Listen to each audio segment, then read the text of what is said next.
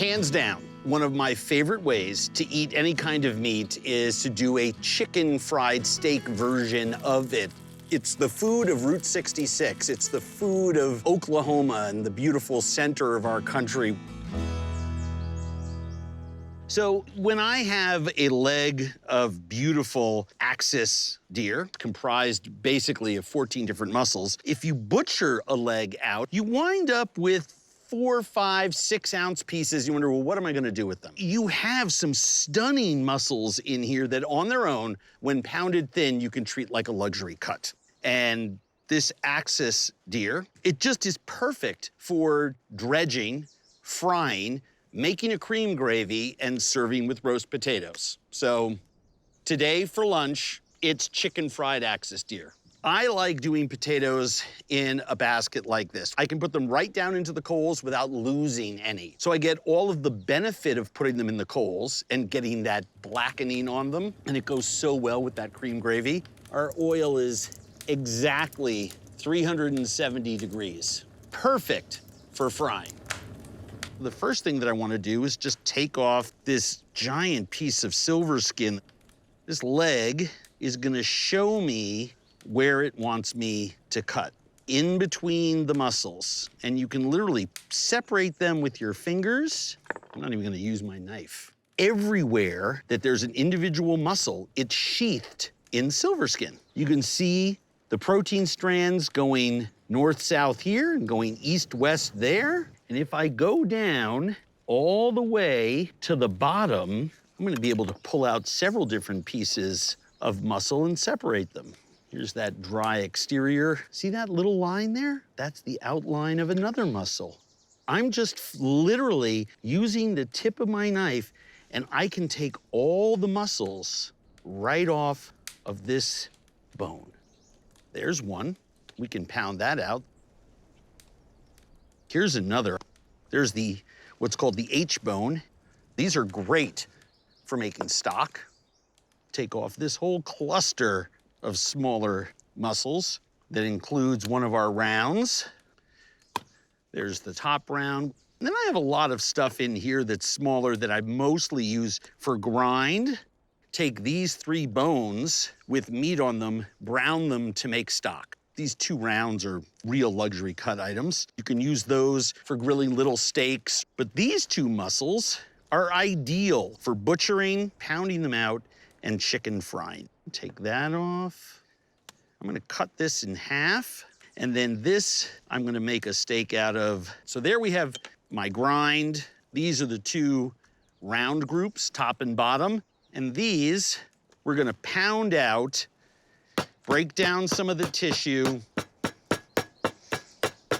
just wanna get it to about in between 1/2 and 1/3 of an inch. Then I just wanna hit it with the other piece of my mallet, because I find that it holds on to all the seasonings and the batter better and it doesn't curl up. So easy. 3 beautiful pieces of meat ready to get dredged and to go into the hot oil. So now we need to make our dredging mixture.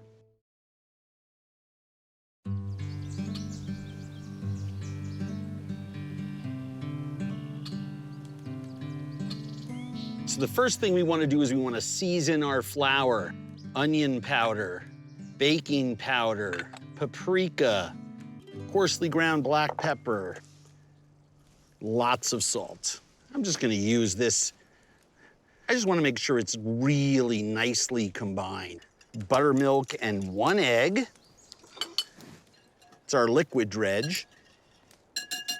So we're gonna go cornstarch and shake it off. You don't need a lot. Liquid dredge. Seasoned flour. I like to just pat this down so I really know I have some good adhesion. There we go. And we're just gonna lather, rinse, and repeat. And I usually set these in my skillet with the oil at 370 or so degrees. This is room temperature meat going in, so we should be in really great shape.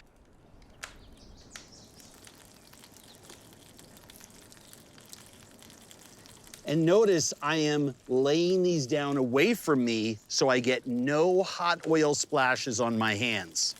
So the combination of cornstarch to absorb the moisture from the axis deer, the buttermilk and egg, and the baking powder flour mixture is what's creating this shatterproof, crispy, crusty, all those nooks and crannies sort of edging. That's chicken fried anything perfection. I'm gonna let these go a little bit, just past medium rare, so it rests to about medium and all that delicious juice goes back in. Look at these, just fantastic. And why is that crust so phenomenal? Well, because it absorbs all of the cream gravy, that's why. Season these generously with salt, a nice fried item. And then we're gonna make our cream gravy.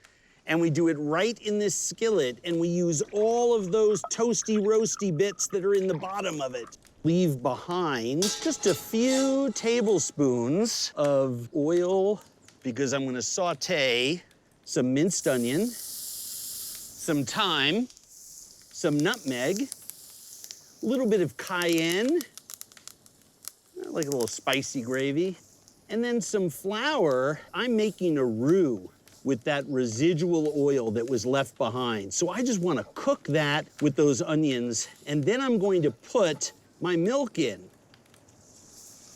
And that flour will break up in there as it simmers. We won't have any lumps because we already made a roux. We already cooked the flour. We already put heat on it. By the time it simmers, just by stirring, I can see, I mean, there's a nice big piece of batter, but as it heats up, you can actually see it thickening now.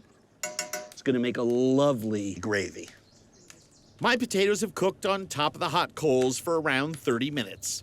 They're blackened, but tender to the touch.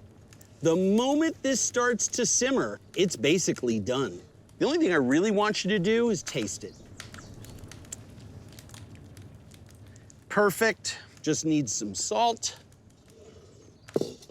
Pull that off the fire. Got our rich cream gravy, my ash spuds.